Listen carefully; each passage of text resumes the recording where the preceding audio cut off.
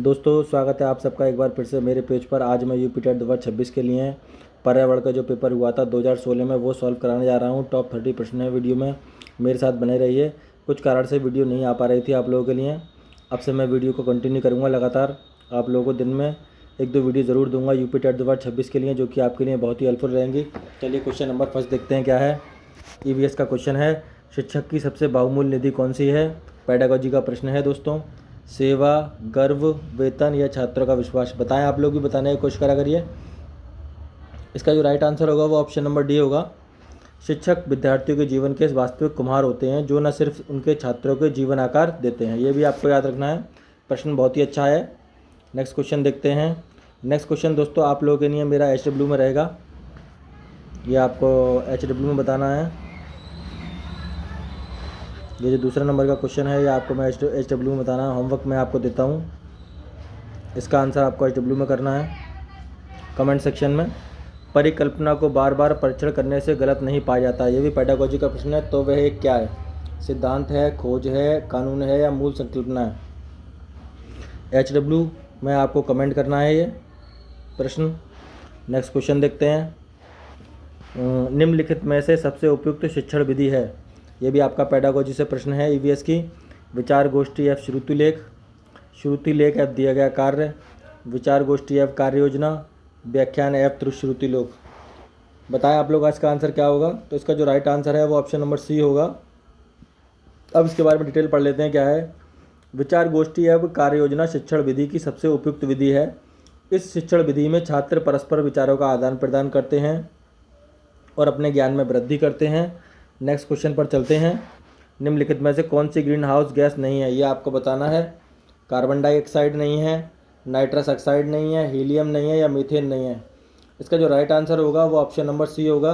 Green house में helium gas नहीं होती, कार्बन डाइऑक्साइड भी पाई जाती है, नाइट्रस भी पाई जाती है और मीथेन भी पाई जाती है। अब इसके बारे में थोड़ा पढ़ लेते हैं क्या है।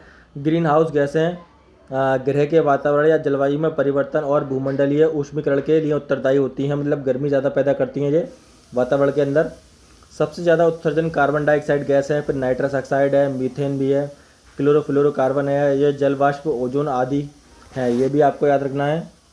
नेक्स्ट क्वेश्चन पर चलते हैं दोस्तों। अगर आप चाहते हैं कि आप लोगों को मैं यूपी टेट के अपने नोट्स हैंड रिटन प्रोवाइड करूँ तो आप मुझे कमेंट सेक्शन में ज़रूर बताएँ।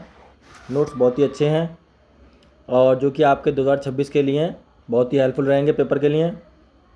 ध्वनि प्रदूषण का मापन किस इकाई द्वारा किया जाता है, ये भी आपको बताना है। वेरी वेरी वेरी इंपॉर्टेंट कहूँगा, इस प्रश्न के आने के इस बार चांसेस ज़्यादा हैं। जूल, न्यूटन, डेसिबल या नैनो इकाई। इसका जो राइट आंसर होगा वो डेसिबल होगा। क्या होगा, डेसिबल। ऑप्शन नंबर, वो क्रम थोड़ा उल्टा हो गया है, ये सी है ये बी है, तो इसका जो राइट आंसर होगा वो डेसिबल होगा। 80 डेसिबल या इससे अधिक का शोर श्रवण शक्ति को स्थायी हानि पहुंचाने में सक्षम होता है। कहने का मतलब ये है कि 80 डेसिबल से अगर ज़्यादा साउंड होगा तो कानों को नुकसान पहुंचा सकता है। नेक्स्ट क्वेश्चन पर आते हैं। निम्न में से किस स्थलाकृति का निर्माण हिमानी द्वारा हुआ है, ये आपको बताना है। लेपीज, वी आकार की घाटी, यू आकार की घाटी या जलप्रपात। इसका जो राइट ऑप्शन है वो ऑप्शन नंबर बी होगा आपका, वी आकार की घाटी। चलिए नेक्स्ट क्वेश्चन पर देखते हैं क्या है। निम्न में से कौन सी नदी बंगाल की खाड़ी में गिरती है, ये भी आपको याद रखना है कि कौन सी नदी बंगाल की खाड़ी में गिरती है। आप लोग भी बताने का प्रयास करा करिए क्वेश्चंस के आंसर को। ताप्ती नदी है, नर्मदा है, स्वर्ण रेखा है या सिंधु है। इसका जो राइट आंसर है वो ऑप्शन नंबर बी होगा, नर्मदा। इसके जो क्रम है थोड़ा वो गलत टाइप हो गए हैं, मिस्टेक हो गए हैं। अब स्वर्ण रेखा या स्वर्ण रेखा नदी बंगाल की खाड़ी में गिरती है, यह भारत के झारखंड राज्य में बहने वाली एक पहाड़ी नदी है, ये भी आपको याद रखना है, की पॉइंट है इसका ये।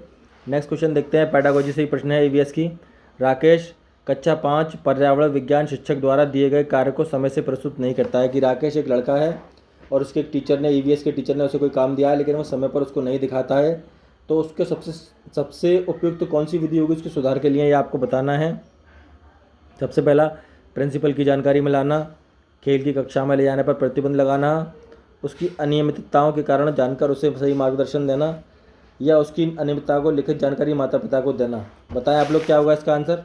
तो देखिए इसका जो राइट आंसर होगा वो ऑप्शन नंबर सी होगा। उसकी क्या दिक्कतें हैं, क्या परेशानी है, उसको समझकर उसको एक अच्छा गाइडेंस प्रोवाइड कराना है बच्चे को। नेक्स्ट क्वेश्चन पर चलते हैं। मध्य प्रदेश में कौन सा शहर झीलों का शहर कहलाता है? बताएं आप लोग इसका आंसर क्या होगा। भोपाल, इंदौर, उज्जैन, ग्वालियर। कमेंट करें आप लोग आंसर क्या होगा इसका। इसका जो राइट आंसर होगा वो ऑप्शन नंबर ए है। भारत का हृदय कहे जाने वाले मध्य प्रदेश देश विदेश में पर्यटन स्थलों, खान पान, शिल्पकारी, बुनकरों आदि के लिए जाना जाता है।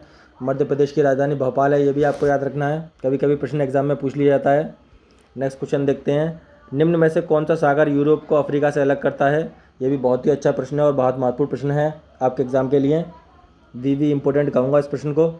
लाल सागर, अरब सागर, काला सागर या भूमध्य सागर?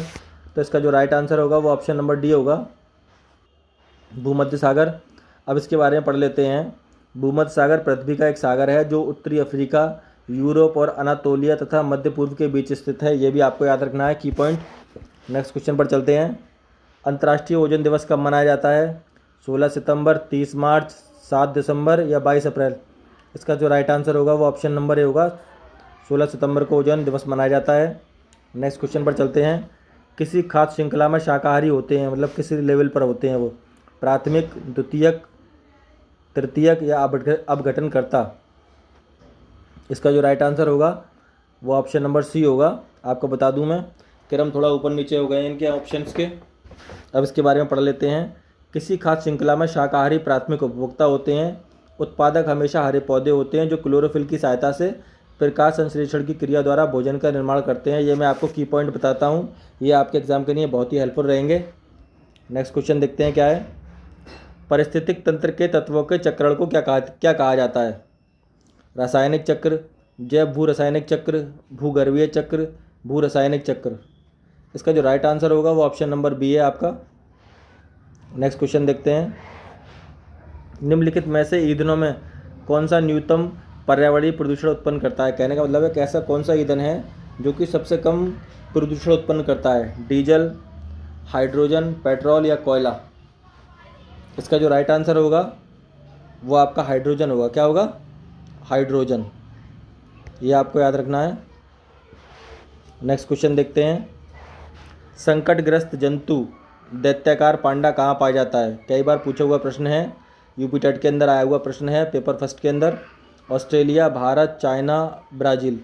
तो इसका जो राइट आंसर होगा ऑप्शन नंबर सी होगा, चाइना में पाया जाता है। नेक्स्ट क्वेश्चन, चलिए देखते हैं अगला क्वेश्चन। और कई बार एग्जाम में पूछा हुआ प्रश्न है, निम्नलिखित में से किस गैस के कारण भोपाल गैस त्रासदी हुई है? मतलब कौन सी गैस रिस गई है जिसके कारण कि भोपाल में एक बहुत बड़ी त्रासदी हुई थी कई साल पूर्व? क्लोरोफ्लोरोकार्बन है, कार्बन डाइऑक्साइड है, नाइट्रस ऑक्साइड है, मिथाइल आइसोनाइट्रेट है? तो इसका जो राइट आंसर है वो ऑप्शन नंबर डी होगा, मिथाइल आइसोनाइट्रेट है ये गैस। नेक्स्ट क्वेश्चन देखते हैं। किस देश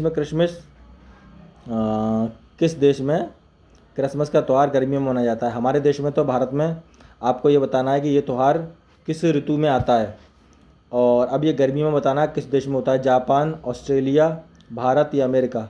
तो इसका जो राइट आंसर होगा वो ऑप्शन नंबर बी है, ऑस्ट्रेलिया में पाया जाता है, गर्मियों में होता है। क्यों होता है आप देखिए, ऑस्ट्रेलिया दक्षिणी गोलार्ध में स्थित है और दिसंबर का महीना ऑस्ट्रेलिया में गर्मी का पहला महीना होता है, ये भी आपको याद रखना है। नेक्स्ट क्वेश्चन देखते हैं। चलिए अगला क्वेश्चन देखते हैं क्या है। गिर वन्यजीव अभयारण्य निम्न में से किस वन्यजीव का संरक्षण करता है? मतलब कौन सा ऐसा वन्यजीव है वहाँ पर पाया जाता है गिर वन्यजीव के अंदर? हाथी, गेंडा, सांप या शेर? इसका जो राइट आंसर होगा ऑप्शन नंबर डी होगा, शेर पाया जाता है। नेक्स्ट क्वेश्चन देखते हैं ईवीएस का। निम्न में से कौन सी प्राकृतिक वनस्पति मरुस्थलीय प्रदेशों में पाई जाती है? ये भी आपको बताना है। महोगनी है, फर है, कैक्टस है, चंदन है? तो देखिए क्या है, कैक्टस पाई जाती है, ये भी आपको याद रखना है। नेक्स्ट क्वेश्चन देखते हैं।